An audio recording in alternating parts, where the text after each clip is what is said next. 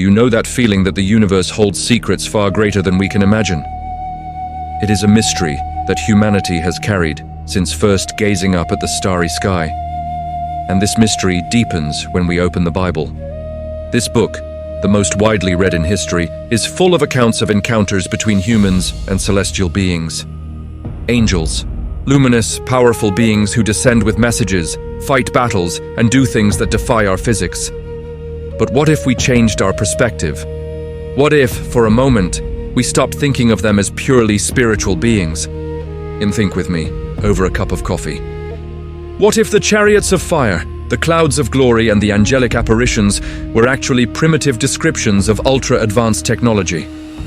What if the heavenly beings, who, according to sacred texts, shaped our history, did not come from a spiritual heaven, but rather from outer space? This is where we enter the explosive realm of the ancient astronaut hypothesis, AAH. The theory states that thousands of years ago, Earth was visited by intelligent beings from other planets. These beings were so advanced that our ancestors, lacking the language or science to understand them, could only call them gods or angels. After all, if you lived 4,000 years ago, how would you describe a helicopter landing? You wouldn't say aircraft. You would say chariot of fire that descended from the cloud. For HA advocates, the Bible is not just a book of faith, it is a historical account of extraterrestrial contact. In this video, we will dive deep and separate fact, what the text says, from faith, what the text wants to teach, and fiction, modern reinterpretation. But to question, we first need a foundation. Who are the angels, according to the biblical text itself, before any theory? It is from this classic starting point that we will build our analysis. This is an epic journey of questioning that will redefine what you think about human history and your own faith. If this spark has ignited your curiosity, don't let it go out. Subscribe to the channel now, turn on the bell so you don't miss any part of this investigation, and get ready to look at the sky in a whole new way. Let's unravel this mystery together. Have you ever stopped to think that the word angel itself tells us a story? When we hear angel, we immediately imagine a figure of light with wings and a halo.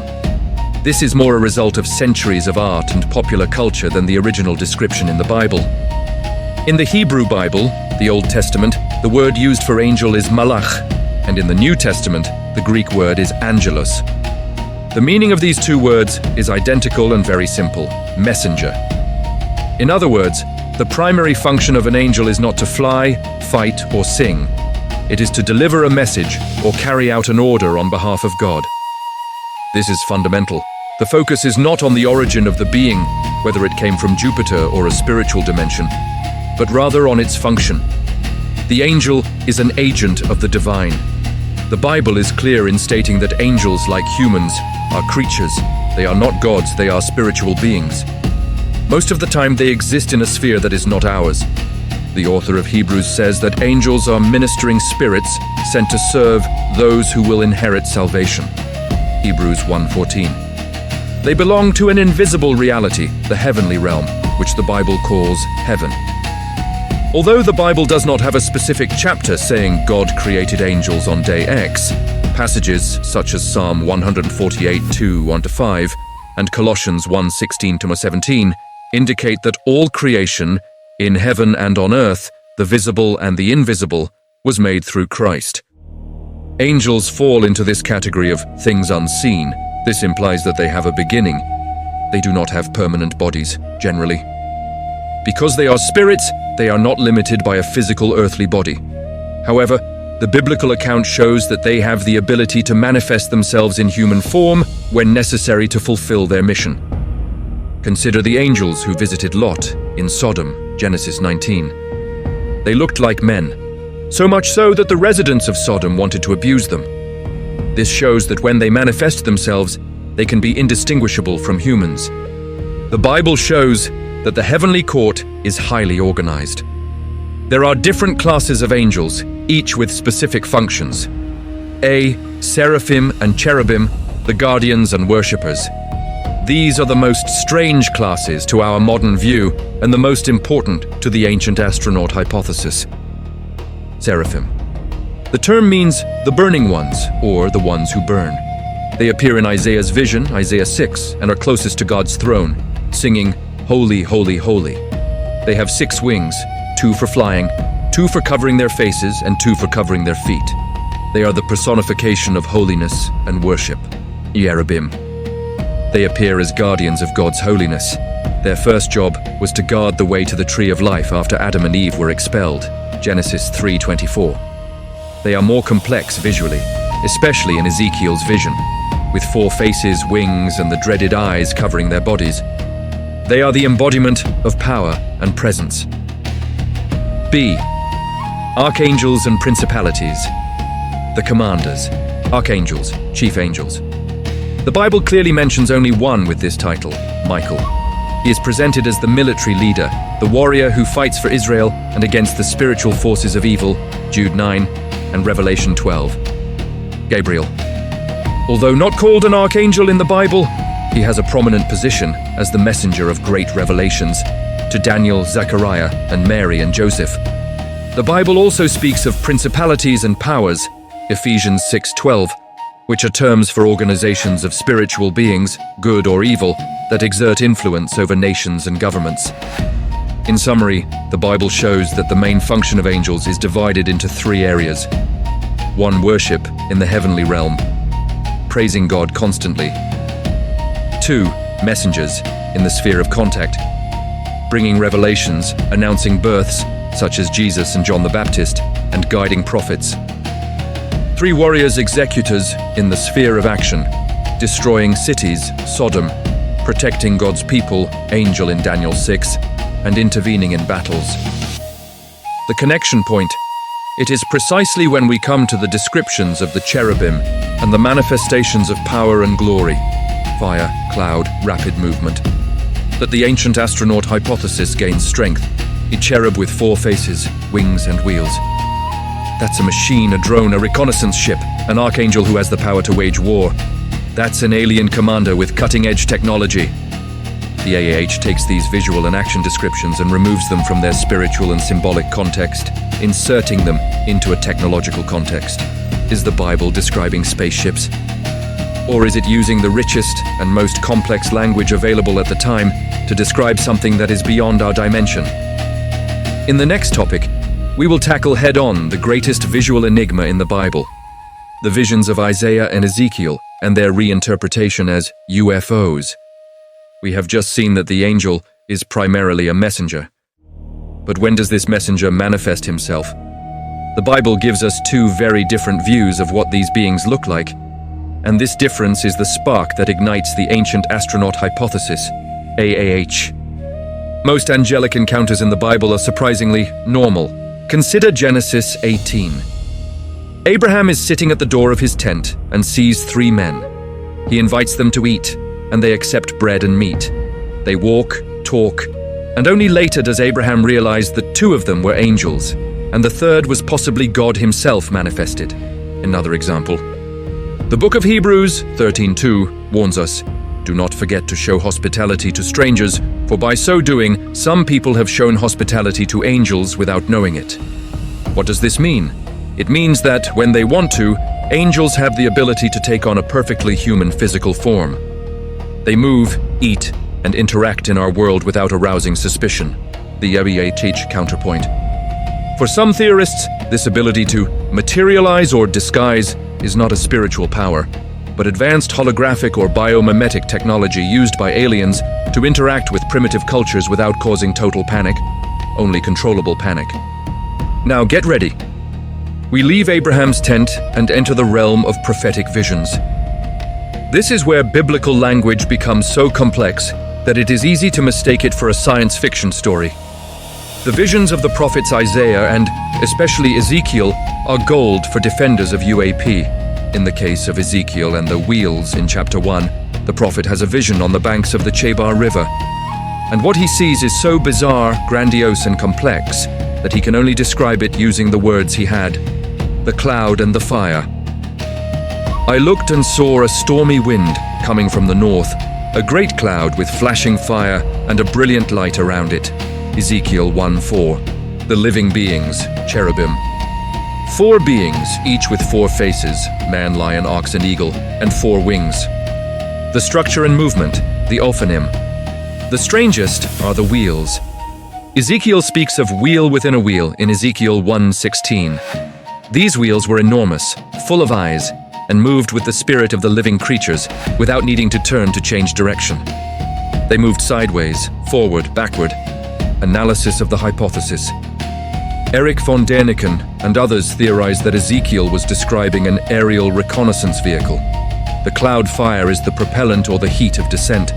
The wheels that move in all directions are anti-gravity propulsion systems or complex rotating rotors. The living beings, cherubim, are the pilots or crew members, wearing protective suits with helmets that make them appear to have 4 faces. The eyes on the wheels would be lights, windows, or control panels. This is where modern biblical exegesis gives us a crucial clue. The study of sacred texts shows us that the AAH reverses logic. Apocalyptic and symbolic language. The Bible, in describing what is beyond our comprehension, the glory of God, uses what we call apocalyptic language. Ezekiel's goal is not to provide an engineering blueprint, but to convey God's majesty, power, and omnipresence. The wheels within wheels signify perfect and sovereign movement, effortless and in all directions. The cultural context. The visions of cherubim are heavily influenced by the mythological figures of the ancient Near East, where hybrid beings, sphinxes, winged bulls, symbolized royal and divine power. The Bible takes these familiar symbols but reinterprets them to point to the one creator God. Identity. Ezekiel himself later identifies these beings as cherubim, Ezekiel 10:1-20, heavenly beings already known in the context of the Ark of the Covenant and Eden. Partial conclusion. Yes, the descriptions are strange and look frighteningly like what we would today call UFOs. But tradition and studies point out that this description is an attempt by a 3,000-year-old prophet to use symbols and visual metaphors to describe the power of God coming from a spiritual dimension, not from another planet. But AAH doesn't stop there. The next point is the most controversial passage and the most cited proof of all, the sons of God and the Nephilim. You probably know the story of Noah's flood. But what triggered God's decision to clean up the earth? The Bible gives us the answer right at the beginning of Genesis 6. It is a short, mysterious, and absolutely explosive text. In those days, the Nephilim were on the earth, and also afterward, when the sons of God came in to the daughters of men, and they bore children to them. These were the mighty men who were of old, men of renown. Genesis 6:4. If this passage doesn't raise an eyebrow, you're not reading it right. What are the sons of God, and who are the Nephilim? The big question, who are the sons of God? This expression is at the heart of the mystery and the reason why the hypothesis comes into play. There are 3 major interpretations that theology has been studying for centuries. 1. Fallen angels, the oldest view. Angelic, spiritual beings who descended, materialized in physical bodies, and had sexual relations with human women. Yes, these are the astronauts who broke the rules and intervened directly in human biology, creating a new hybrid race. Or 2. Descendants of Seth, men of the lineage faithful to God, descendants of Seth, who became corrupt by marrying women of the ungodly lineage, descendants of Cain. Or 3. Powerful kings, tyrants. Pre-flood kings, monarchs or nobles who declared themselves sons of gods, as was common in the ancient Near East, and took by force any woman they desired. For our topic, interpretation 1, fallen angels, is the most relevant. It is reinforced by apocryphal texts, such as the Book of Enoch, which describes these angels as watchers, or Grigori, who descended to Mount Hermon to teach forbidden secrets and have relations with women. The ancient astronaut hypothesis embraces this view. Beings from another world, extraterrestrials, angels, had the ability to manipulate DNA and reproduce with humanity. The result of the union, the Nephilim, the union of these sons of God with the daughters of men, generated the second half of the enigma. What we know about them is they were the mighty ones. The Hebrew term Gibborim means powerful heroes, strong men. They were men of fame, or renown. They were beings who existed before and after the flood. Genesis 6:4 and Numbers 13:33. The question of gigantism. The word Nephilim has roots that suggest those who fell or those who caused to fall. The idea that they were giants in stature comes mainly from how this passage was translated and interpreted in Greek, Septuagint, and by ancient Jewish traditions. Yes, the Bible reports the existence of giants, such as Goliath, almost 3 meters tall, descendants of the race of Anak. Therefore, the Nephilim were, at the very least, giants in power and wickedness, tyrannical leaders who filled the earth with violence, which led to the flood. The extraterrestrial connection. For the HAA, the Nephilim are hybrids. They are said to be the result of genetic engineering between the alien race, the sons of God, and Homo sapiens. This would explain their superhuman strength and their fame as heroes of antiquity. They would be the missing link between God and man. The conclusion of Act We, the richness of interpretation. The text of Genesis 6 is a turning point in biblical history, explaining the total corruption of humanity before the flood. What exegesis teaches us is that, whatever its interpretation, angels, lineages, kings, the passage shows a breaking of boundaries. If angels, the boundary between the spiritual and the material was broken, with heavenly beings taking on forbidden roles. If lineages, kings, the boundary between the sacred and the profane was broken, with faith being swallowed up by power and lust.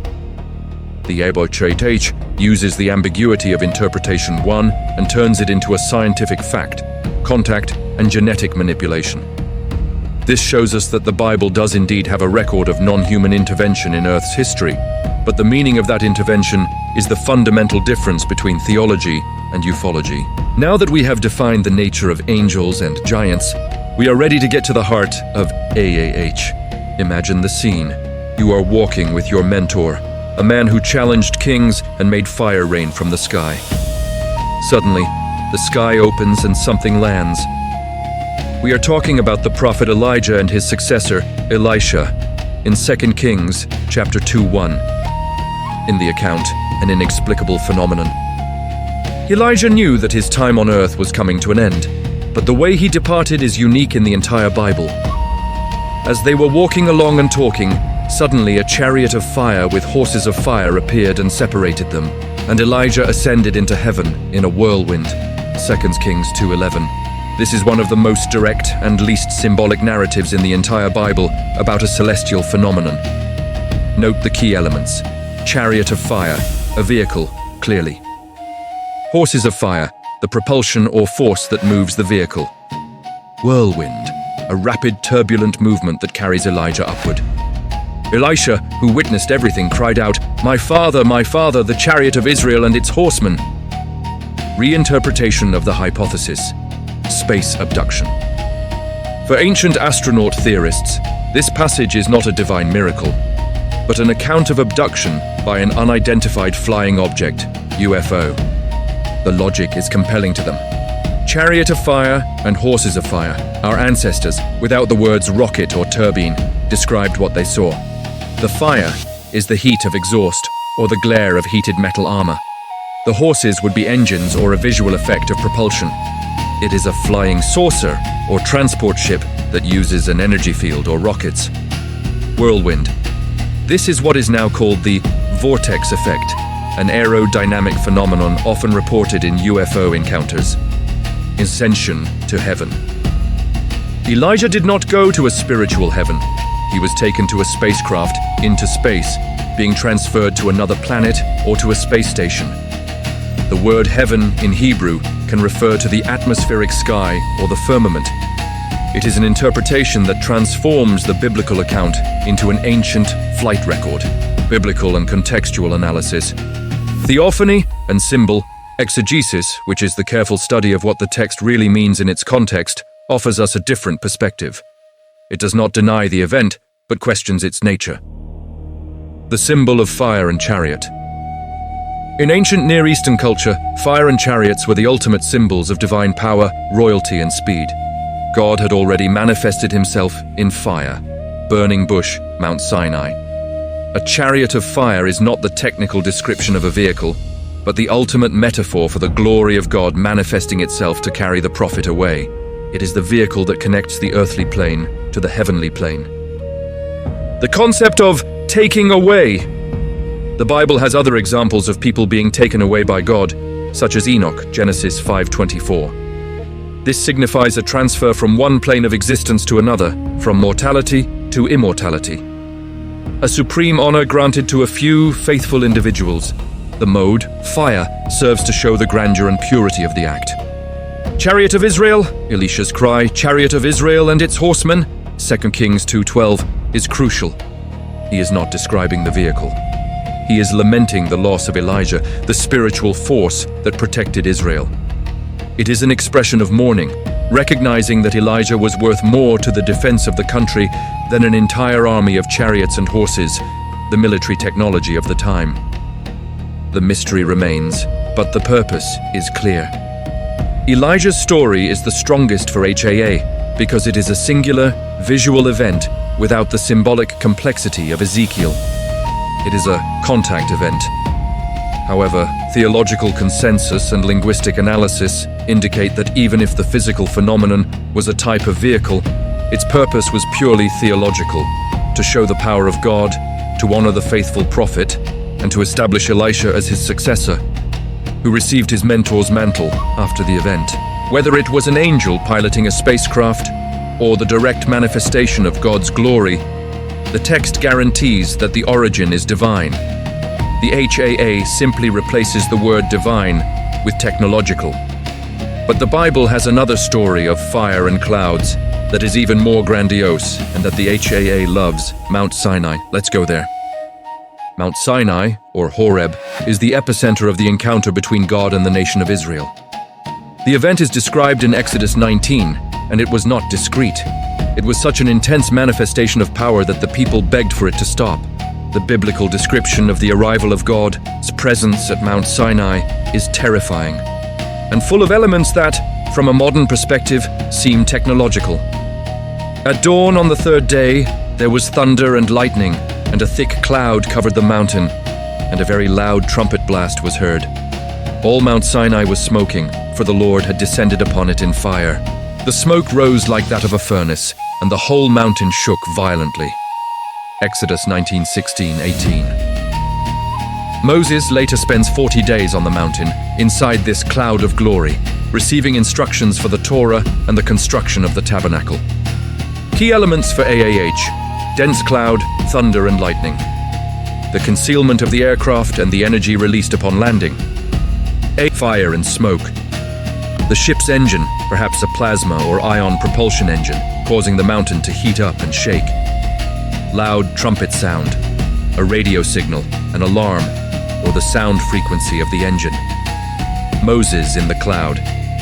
He is not in heaven. He enters the mothership, the cloud, to interact with the chief pilot or artificial intelligence. AAH proponents such as Deniken argue that Sinai was the base of operations for the gods. The cloud, the disguise. The cloud is not spiritual glory, but a camouflage device, like those used in science fiction, to hide the true shape of the ship. The fire, the energy. The intense heat and trembling of the mountain would be physical evidence of a controlled explosion of energy to land or maintain position. The interaction, contact protocol. HAA sees Moses as an intermediary or communication agent, trained by these advanced beings to transmit social rules and codes of conduct to a civilization that was being developed. Biblical and contextual analysis, theophany, and the Shekinah. The study of the Old Testament offers an explanation that fits perfectly with the culture and theology of the time, the concept of theophany.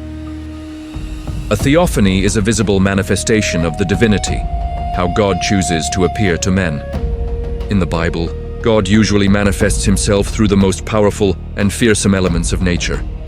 Fire, which burns but does not consume, and storms, thunder, clouds, tremors. This is not a technical description, but a demonstration of transcendent power, the language of sovereignty. Thunder, in Hebrew culture, is often the voice of God, Psalm 29.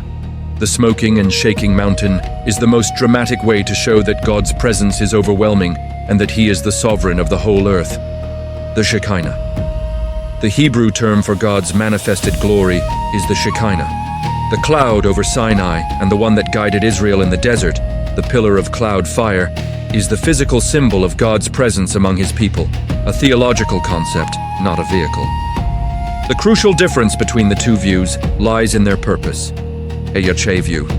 Technology is used to manipulate or instruct an inferior species, as a scientist would do with an ant colony. Biblical view. Manifestation is used to enter into a covenant with a people based on a relationship of love, obedience, and moral law. In short, HIA sees an engine in the fire of Sinai. Theology sees a covenant in the heart of the fire. But if Sinai was the base of operations, what about the object that came out of that base and was carried by Moses for 40 years? The Ark of the Covenant. The Ark of the Covenant is the most sacred object in the entire Old Testament. It was the heart of the tabernacle and later the temple. The design of the Ark is very specific in Exodus 25.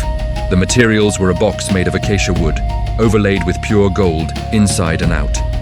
The contents: the tablets of the law, the manna, and Aaron's staff that blossomed. The lid, mercy seat. On top, the mercy seat was made of solid gold, and on it were two cherubim facing each other with outstretched wings. This was the point of contact, the danger, the electric charge. The ark was extremely dangerous to handle. When the people carried it into battle, Joshua 6, it guided them and destroyed walls, Jericho. The greatest example of danger is in 2 Samuel 6, when Uzzah reached out his hand to prevent the ark from falling off the cart and was struck dead on the spot. The reinterpretation of the HAA, the energy generator. The ancient astronaut hypothesis, AAH, rejects the idea of mystical power and embraces physics. For them, the ark is pure alien technology. The electric capacitor, gold-coated wood, an insulator between two conductive layers, is the classic design of a high-voltage capacitor. Improper handling, touching the structure instead of the insulating wooden poles, would result in a fatal discharge. Uzzah's death would have been by electrocution, the battle commander. He did not guide Israel by miracle, but by directed energy.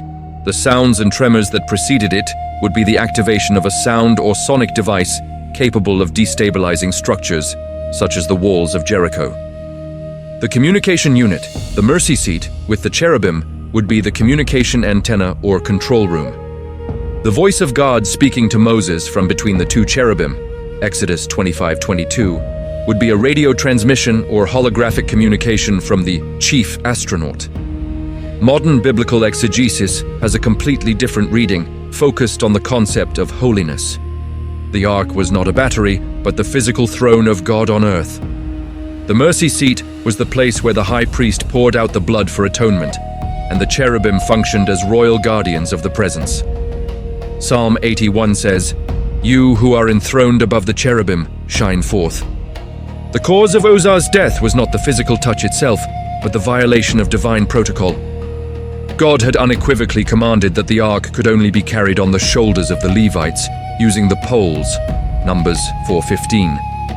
Transporting it on a cart and touching it was treating God's presence as a common object, an offense to his holiness. Death is a theological punishment, not an electrical accident. Symbolic power. The destructive power of the ark is a manifestation of God's wrath against ungodliness. It is a reflection of divine action, not an intrinsic property of the object that can be replicated in a laboratory.